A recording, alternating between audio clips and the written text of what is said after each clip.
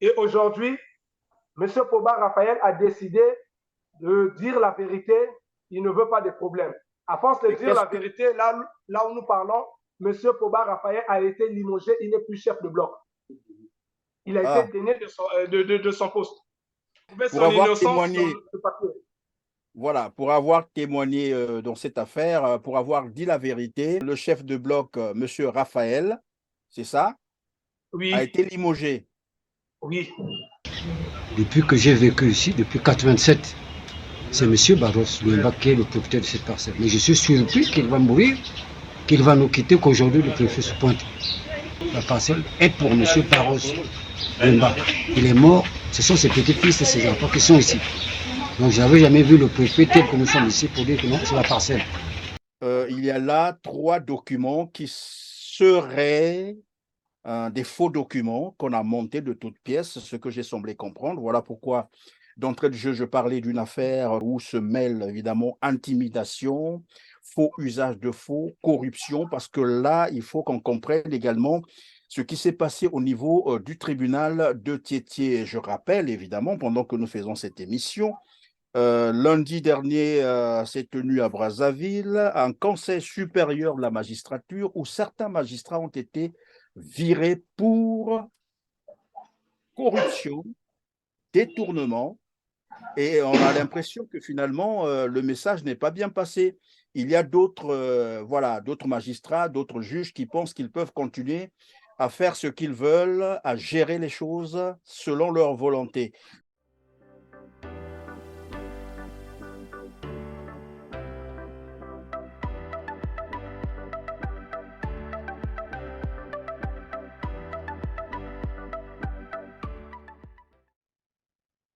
Mesdames, Messieurs, bonjour, ravi de vous retrouver sur Télar TV. Bienvenue dans ce numéro de Droit de savoir où j'ai le plaisir de recevoir le jeune Herbert Louemba, fils du feu Barros Louemba, qui a travaillé 30 ans aux côtés du préfet de Pointe-Noire, Alexandre Honoré Paca. Mais depuis 2 ou 3 ans a surgi une affaire de parcelle entre le préfet de Pointe-Noire, Alexandre Honoré Paca, et la famille Barros. Une affaire où se mêlerait intimidation, corruption et faux usage de faux. C'est ainsi que j'ai donc sur ce plateau Monsieur Herbert Louemba. Bonjour Herbert et merci d'être avec nous sur Télar TV. Bonjour, Monsieur Christian. Alors, de quoi s'agit-il? Est-ce qu'on peut revenir d'abord sur le contexte? Que se passe-t-il concrètement? Ça a commencé au mois d'août que papa est tombé malade. Et dès qu'il a commencé avec sa maladie, on s'est battu avec sa maladie et après est arrivé sa mort. C'est en 99 qu'ils ont quitté Sibiti. Et ils sont arrivés, c'est papa qui voit un monsieur Kimboala qui était dans le quartier Habitat, qui vendait la parcelle. Oui. Et il est allé voir son chef qui est autre que monsieur Honoré Alexandre Paca pour dire voilà, il y a un terrain en vente. Donc, comme tu es passé préfet de Pointe-Noire, je veux que tu achètes la parcelle et tu retires dans mon argent, dans le salaire, il retirait dans le salaire de papa.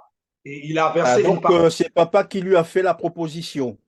de la proposition parce que c'est papa qui a pris monsieur Kimboala, qui a emmené monsieur Kimboala vers le Chez le préfet. préfet. Et le préfet. Parce qu'en ce temps-là, papa ne pouvait pas verser 2 millions. Parce que quand on met, vous allez voir, on a mis dans l'attestation de vente 1,5 million, mais M. Kimboala a dit, la vente, il avait dit c'est 2 millions. C'est pas 1,5 million. Et le préfet a versé une partie, M. Kimboala a signé un bout de papier, c'est bon. Et lorsque M. Kimboala partait prendre l'argent, il partait, parfois on donne, et parfois on ne donne pas. Et le gars voulait aller en Angola. Et il a demandé à sa femme qui est restée là, qui a demandé à sa femme d'aller prendre l'argent chez le préfet parce que M. Kimboala partait en Angola. Et c'est sa femme qui partait prendre de l'argent. C'est en 2021, en mars 2021, sa femme est passée chez papa. Alors que en 2019, papa a arrêté de travailler. Le préfet lui a dit d'aller rester à la maison le temps qu'il va lui faire des papiers pour toucher sa pension en 2019.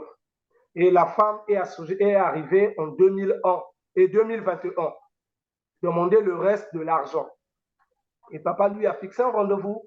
Et le jour, elle est arrivée. Lorsque je parle de 2019, nous sommes là déjà pratiquement à 20 ans de service. Donc, votre papa est travailleur chez le préfet de C'est le Pointe-Noire, donc Alexandre Honoré Paca, depuis 20 ans.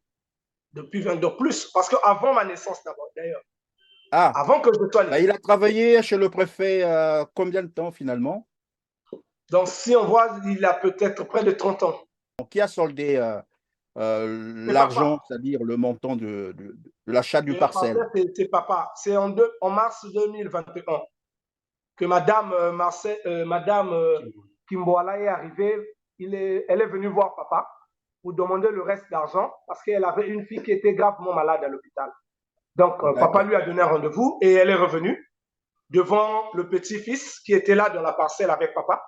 Il a Oui. versé la dernière somme chez la dame et papa avait un acte de propriété donné par les propriétaires français de Mpita, les comités du quartier. Donc, il a demandé à la dame de revenir après. Il va chercher ce D'accord. papier. Ils vont aller voir le chef du quartier pour établir l'acte du propriétaire de la parcelle. Et la dame aussi qui avait l'enfant à l'hôpital est repartie. Lorsque la dame est partie, sa fille est morte. Vous voyez, sa fille est morte, la veillée, les soucis. Et c'est derrière elle, au mois d'août, que papa aussi a commencé avec sa maladie. Au mois d'août que papa a commencé avec sa maladie. Oui. Alors, donc, après, papa va décéder, bien triste.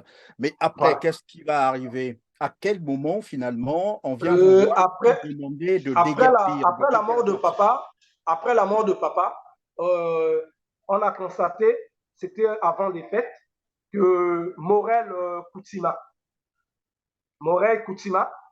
est arrivé dans la parcelle avec David Paka. David David Paca, Paka, c'est le fils du le fils préfet. de monsieur Alexandre Honoré Paka. Ils ont commencé à demander les limites de la parcelle. Et alors qu'on maîtrise Morel, c'est un monsieur qui a grandi avec nous en Pita. On était surpris de voir Morel et David Paka. Et dès qu'ils ont commencé ça, on était surpris. On leur a dit, cette parcelle, c'est la parcelle de notre papa. Ils sont partis. Il y a un temps, ils sont revenus avec les gens du cadastre pour prendre les limites de la parcelle. On a parlé, ils sont partis. C'est même pas David qui revient après, c'est Parfait Paka qui revient de la Et parcelle. pardon, Herbert. Alors, quand ils arrivent comme ça, pendant qu'ils sont en train voilà, de vérifier, je ne sais pas moi, les limites de la parcelle, qu'est-ce qu'ils vous ont dit? Rien du tout? Non, ils n'ont rien dit. Quand ils arrivent, c'est lorsqu'il n'y a personne dans la parcelle. En fait, quand ils arrivent, c'est d'abord Morel Koutima qui arrive dans le quartier, qui est un jeune du quartier, qui maîtrise le quartier. Donc, ils vont remarquer qu'il n'y a personne dans la parcelle. Moi, je suis chauffeur de taxi. Cléric va travailler. Parfois, il n'y a personne dans la parcelle. Ils arrivent et subitement, c'est parfois la femme de Cléric qui est là à la maison. Il appelle Cléric, Cléric m'appelle, on arrive. Et ils disent rien, après ils sont partis. La dernière fois ils sont arrivés, c'est le chef de bloc, M. Poba Raphaël, qui leur a dit, vous finissez là-bas, vous revenez me voir. Ils sont allés dans la parcelle avec les gens du cadastre, on a parlé, après ils sont partis, ils ne sont même pas allés voir le chef de bloc. Bon, voilà, après tout cela, voilà, à quel moment, finalement, ils ont commencé à vous demander de quitter la parcelle? Début 2022. Début 2022, ça veut dire... Voilà. Il y a une dame, j'étais à la maison. J'étais à la maison, c'est une dame qui est venue me dire, voilà, il faut signer des papiers. Nous sommes allés au tribunal de Tchétché.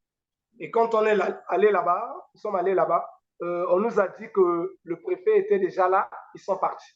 Donc, il faut revenir après.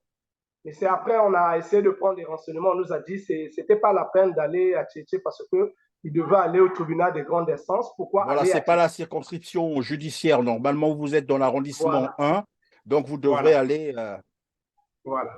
au Et à tribunal de 2 grande reprises, instance. ils nous ont faussé le rendez-vous et on n'est plus allé là-bas. C'est par après, ils sont arrivés, ils ont envoyé un huissier dans la parcelle. Je n'étais pas là, mais l'huissier est arrivé pour dire que le tribunal de Tchétché a déclaré la parcelle appartient bel et bien à M. Honoré Alexandre Paca. Donc, vous devez quitter la parcelle avec des papiers d'expulsion provisoire. Mais c'est Pardon, quand l'huissier arrive. quand ils disent que le tribunal de Tiétié a déclaré que la parcelle appartient à M. Alexandre Honoré Paca, est-ce que c'est après vous avoir entendu ou bien ils ont fait voilà, une procédure sans vous? Non, ils ont fait une procédure, on n'était pas là sans nous. Nous, on n'était pas là. Le tribunal de Tchétché a déclaré qu'ils ont gagné avec des dossiers qu'ils ont fournis. Mais chose curieuse, quand l'huissier arrive dans la parcelle et il regarde la parcelle, c'est là qu'il nous demande, il nous dit, bon, ce n'est pas fini, vous pouvez aller à la cour d'appel, contester ce qu'ils ont donné, la décision de Tchétché. Et c'est ce qu'on a fait après. Nous sommes allés à la cour d'appel. Pardon, Herbert, l'huissier de justice qui vient vous notifier que le tribunal de Tchétché a déclaré que la parcelle appartient à Honoré Paca, le même huissier de justice vous dit bah, ce n'est pas fini, vous pouvez contester la décision au niveau de la cour d'appel. Tout en sachant bien sûr que pendant qu'ils ont mené cette procédure, vous n'étiez pas là, on ne vous a pas écouté, votre avocat n'était pas là-bas, personne n'était là-bas pour votre compte. C'est ça. Et ils vous disent de vous rapporter désormais vers la cour d'appel. C'est ça. Alors donc, vous êtes arrivé à la cour d'appel. Là-bas, comment ça s'est passé? Mais avant de nous parler de la cour d'appel, Herbert, vous avez dit tout à l'heure qu'au niveau du tribunal de Tchétché, la décision avait été prise pour, évidemment, en faveur du préfet du département de Pointe-Noire, Alexandre Honoré Paca, et que vous n'étiez pas entendu là-bas. Est-ce qu'on vous avait fait une convocation? Vous n'êtes pas présenté. Le tribunal de Tchétché ne vous avait jamais convoqué? Si, il y a une dame qui est passée à la maison, il nous a dit il faut passer au tribunal de Tchétché. On est passé là-bas à 2 reprises. Nous sommes allés là-bas à 2 reprises. Après, en fait, pour la première fois, ils n'étaient pas là. Pour la deuxième fois aussi, c'était la même chose. C'est comme s'ils avaient besoin de faire quelque chose on ne puisse pas être là, quoi. Les 2 fois que vous êtes présentés, ils n'étaient pas là. Ils n'étaient pas là, ils sont passés, ils sont partis. Voilà. Et après, on vous notifie une décision comme quoi la parcelle appartiendrait à Alexandre Honoré Paca. Mais oui, après les 2 fois que vous êtes allé là-bas, on ne vous avait plus jamais convoqué? Vous n'aviez plus jamais reçu une convocation de la justice? On nous a demandé de voir une dame, qui est celle qui était chargée de la situation. On est allé voir la dame, mais la dame nous a dit de revenir demain. Revenir demain, il nous a dit il faut revenir demain, mais nous sommes allés là-bas, on n'a pas vu la dame. Alors donc, vous disiez tout à l'heure que tous les temps que vous avez été convoqué par le tribunal de Tchétché, vous vous êtes présenté. Malheureusement, l'autre partie n'était pas là. Et après, vous avez été surpris de constater qu'on vous notifie évidemment une déclaration, disons une décision de justice, comme quoi la parcelle finalement reviendrait au préfet de Pointe-Noire, Alexandre Honoré Paca.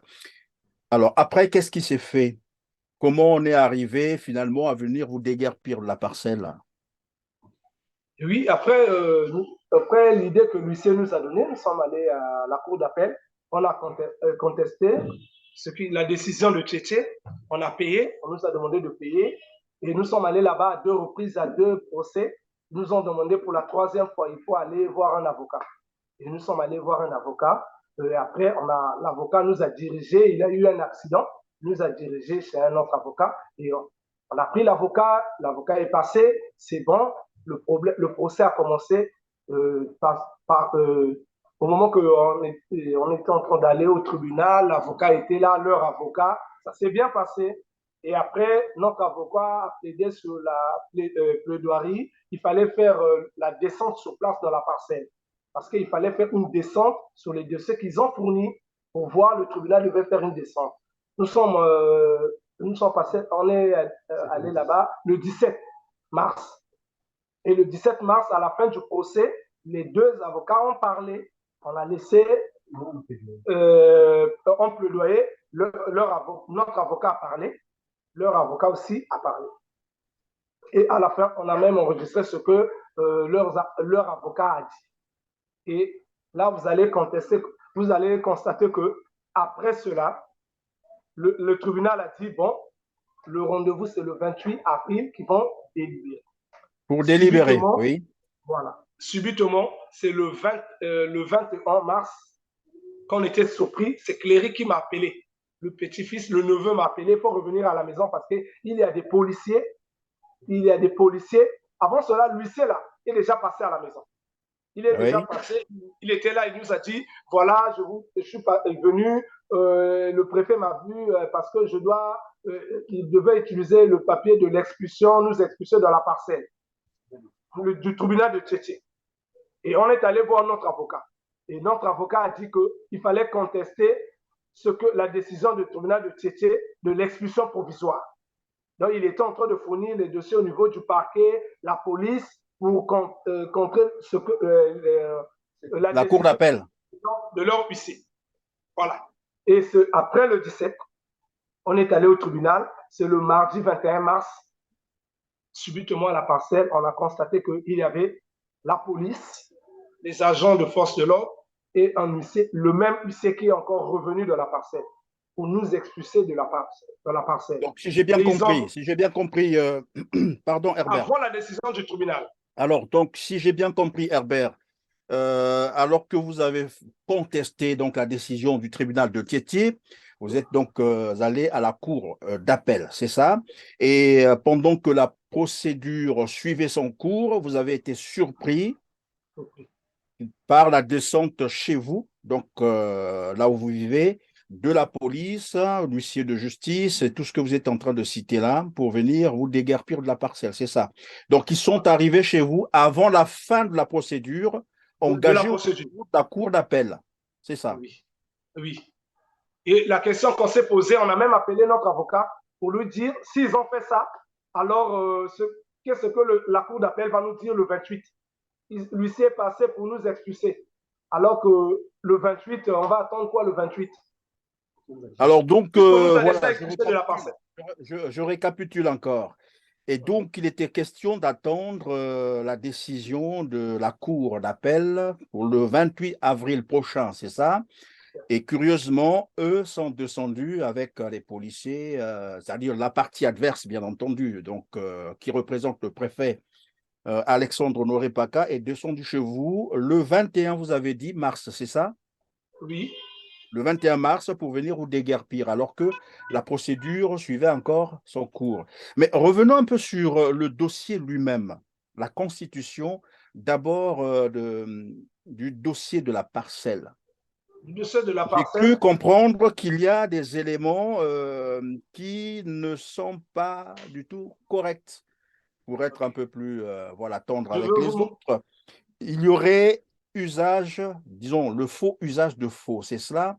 Il y a des documents qui ne sont pas du tout crédibles. Lesquels, par exemple? Je vais vous montrer. Ça, c'est l'attestation de vente que le tribunal de Tchétché a acceptée.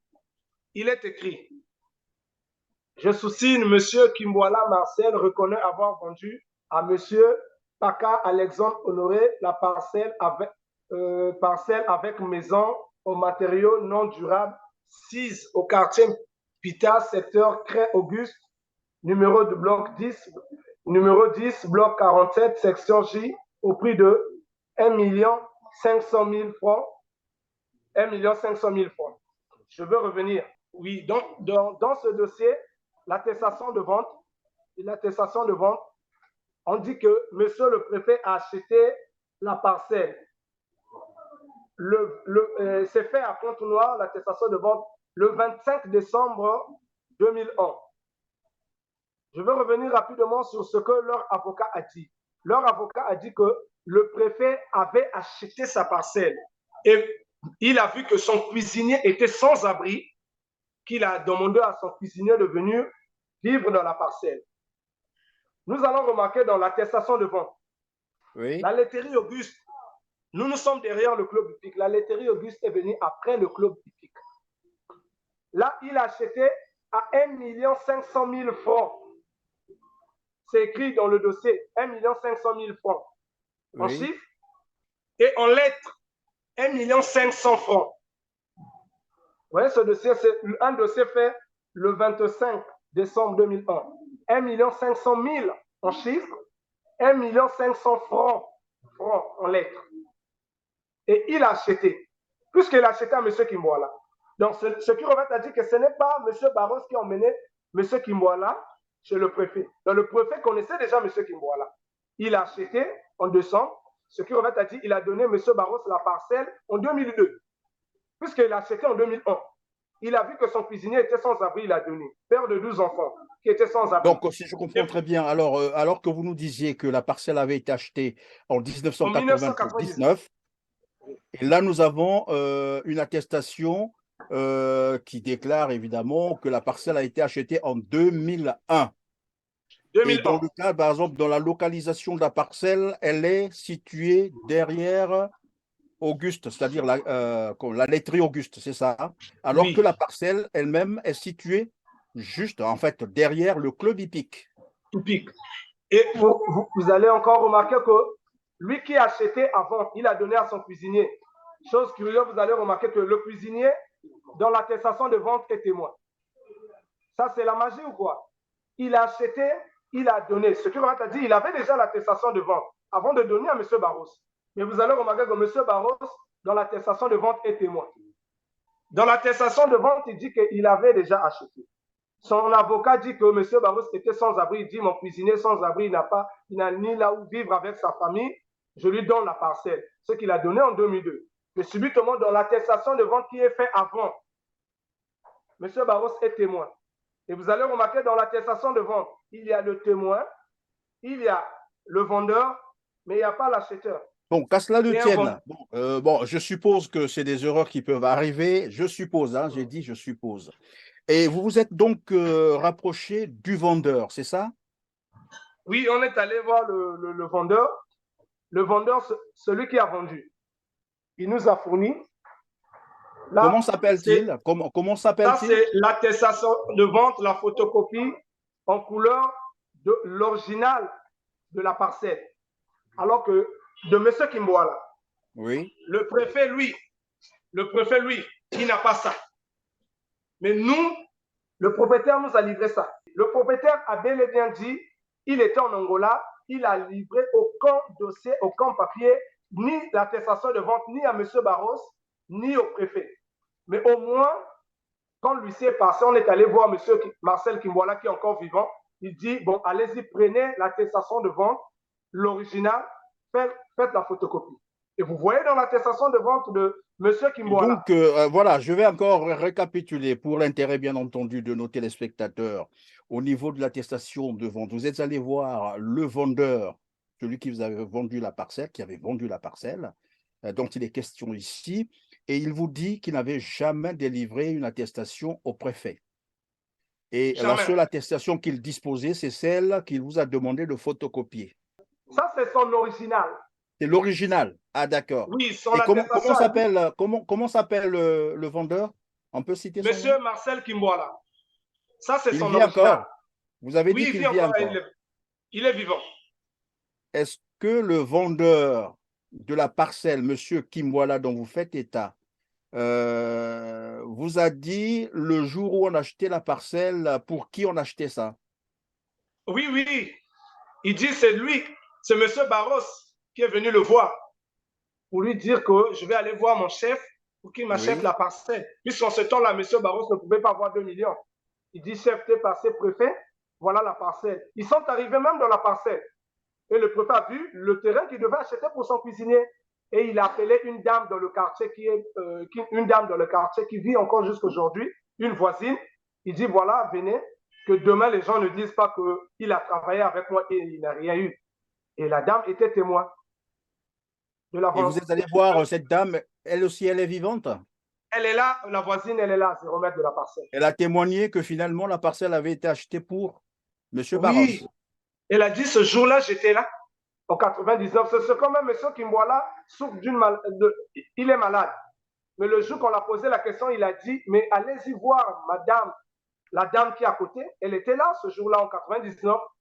C'est elle que le préfet a appelé pour dire, voilà, que les gens ne disent pas demain que soit témoin, qu'on ne dise pas demain que j'ai acheté, je n'ai rien acheté pour... Alors, donc, je constate qu'il y a aussi du faux, usage de faux, hein, il faut appeler les choses comme telles. Voilà. Et votre avocat est au courant de tout ça, de tous ces éléments-là? Oui, il est au courant, puisqu'on lui a fourni tous les éléments. Il est au courant. Et en dehors de cette pièce, y a-t-il une autre pièce compromettante? Oui, oui, il y a ça. après l'attestation de vente, ils sont allés voir, puisqu'on on leur a dit que dans l'attestation de vente de M. Kimboala, il y a les limites de la parcelle. Oui. Lui, le préfet a une attestation de vente qui n'a pas de limites de la parcelle. Donc, c'est M. Kimboala qui le livre l'attestation de vente, mais qui ne lui donne pas les limites de la parcelle. Et quand on voit les années qu'on a mis ici, 2001, M. Barros a perdu sa femme dans la parcelle là depuis mars 2001. Puisque le 25 décembre qu'on a acheté, alors que M. Barros y vivait déjà et a perdu sa femme en mars 2001 dans la même parcelle. Dans la parcelle même. Qui est acheté le 25 2001, décembre 2001. Alors que M. Barros y vivait déjà depuis 1999 et a perdu sa femme en mars 2001.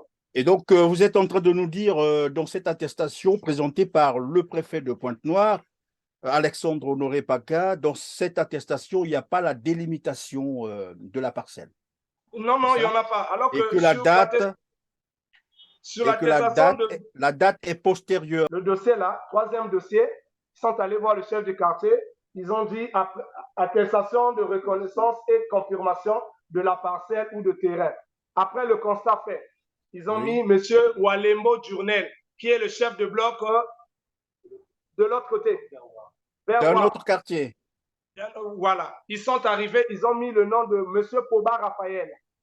M. Poba Raphaël, qui est le chef de bloc côte à côte de notre zone, côte à côte de la parcelle.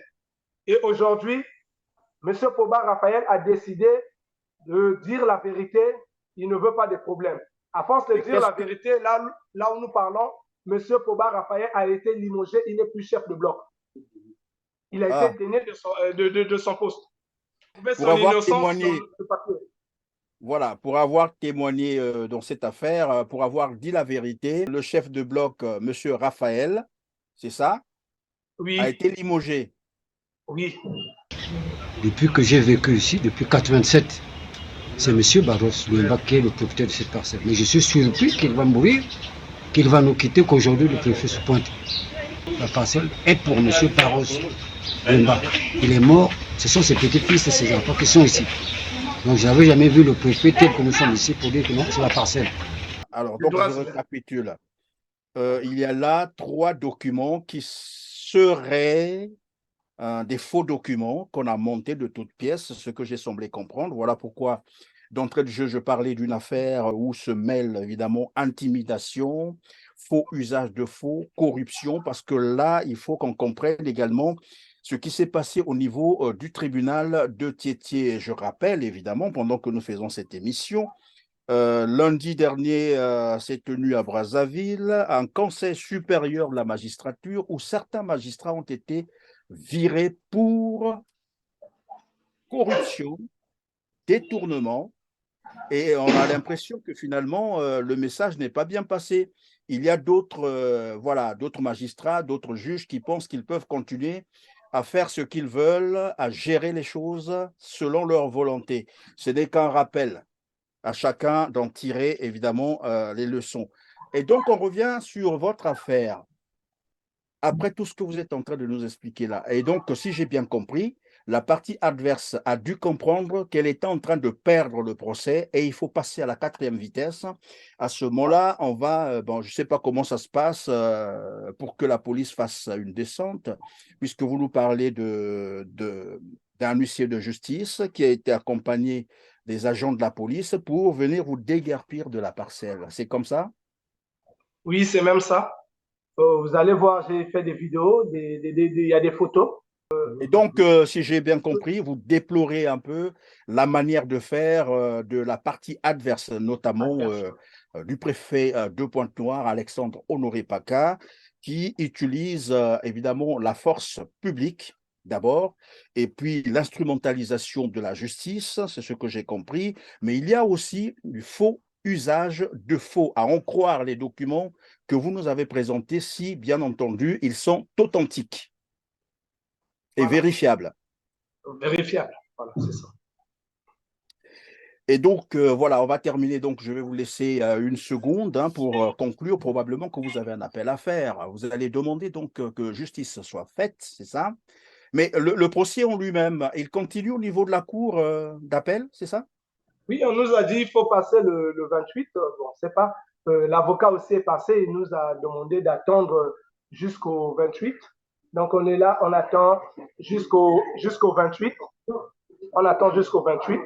Ce que le message qu'on devait faire circuler, la famille Barros devait faire circuler au gouvernement, Oui. premièrement, des gens qui vont nous voir partout. Nous ne sommes pas des étrangers, nous sommes des Congolais. Notre papa, M. Barros, a travaillé. Et il a travaillé pendant 30 ans. Après sa mort, les enfants, nous n'avons pas négligé notre papa. Jusqu'à l'hôpital et jusqu'à sa mort, on était là avec M. Barros. Et on dit que M. Barros, pour les enfants de M. Alexandre Honoré Paca, c'est un père, un monsieur qui a travaillé. Et moi, j'ai travaillé à la UTA, j'ai eu des bulletins de paie. M. Barros a travaillé chez un administrateur. Il n'a jamais eu de bulletin de paie pendant toutes les années qu'il a travaillé. Pardon, Herbert, qu'est-ce que vous êtes en train de nous apprendre là? Monsieur Barros, qui était votre père, décédé, hein, a travaillé pendant près de 30 ans chez le préfet du département de Pointe-Noire. Majordome même. Majordome. Pendant 30 ans, il n'a jamais eu de bulletin de paye. Zéro. Et avant même de travailler chez le préfet, il avait travaillé quelque part dans une société. On a retrouvé un bulletin de paye à la maison. Et un contrat. Avant de travailler chez le préfet, on a retrouvé un bulletin de paye. On a retrouvé un bulletin de paye et un contrat avant de travailler. Mais il a travaillé chez le préfet pendant près de 30 ans et n'a jamais eu de bulletin de paye, ni de pension. Et comment ça se passe, sa retraite? Bon, c'est vrai qu'il est décédé, mais est-ce qu'il avait été inscrit au niveau de la CNCS, c'est ça, non? Monsieur Barros n'a jamais été enregistré au niveau de la CNCS, toutes les années qu'il a travaillé. Et le préfet lui a promis qu'en 2019, qu'il va lui faire des papiers pour qu'il puisse l'enregistrer au niveau de la CNCS, pour que M. Barros puisse toucher sa pension. Et ça n'a jamais été fait. C'est en 2021, après le décès de M. Barros, qui vient de réclamer la parcelle. Oui, mais je suis un peu curieux de savoir qu'au Congo-Brazzaville, quelqu'un peut travailler chez le préfet du département, donc l'administrateur. Voilà. Chez le préfet du département de Pointe-Noire pendant près de 30 ans. Son bulletin de paye, son contrat, pas de cotisation sociale. Rien du tout. Donc, comme j'allais dire, bon voilà. Et après ça, on vient encore demander aux enfants qu'il a, la seule chose qu'il a laissée à ses enfants, la seule chose que M. Barros a laissée à ses enfants, la parcelle. On vient chasser les enfants, mettre des choses dehors. Je suis l'enfant de M. Barros, je l'invente hier. Il avait un problème de salaire, puisqu'il fallait retirer l'argent qu'on a versé pour lui acheter la parcelle. Il fallait retirer. Il avait toujours un problème de salaire. Et vous faites comment maintenant? Vous vivez où? Il y a une voisine qui nous a donné une maison. J'ai fait une vidéo. Il y a une voisine qui nous a donné une maison. On est là. Il y a les deux neveux qui sont là et moi. On est là, on fait avec. Vraiment dans des conditions pas bien, mais nous sommes obligés. Puisqu'on a même pris des gens, ils sont arrivés là avec des gens, à part la police, des gens qui rentraient dans la maison, prendre des choses, mettre dehors tout. Bien, voilà, c'est la fin de cette émission. Merci Herbert Luemba d'avoir été avec nous sur Télar TV, d'avoir partagé avec nous votre histoire. Je rappelle que vous êtes fils du feu Barros Luemba qui a travaillé 30 ans aux côtés de monsieur le préfet de Pointe-Noire, Alexandre Honoré Paca, en qualité de majordome. En tout cas, merci d'avoir été disponible. Mesdames, Messieurs, à vous, je vais simplement vous rappeler de cliquer sur le petit pouce levé en bas de cette vidéo, de partager, si possible, de nous laisser un petit commentaire. C'est votre contribution à cette activité d'information. On se dit au revoir et à très bientôt. Merci.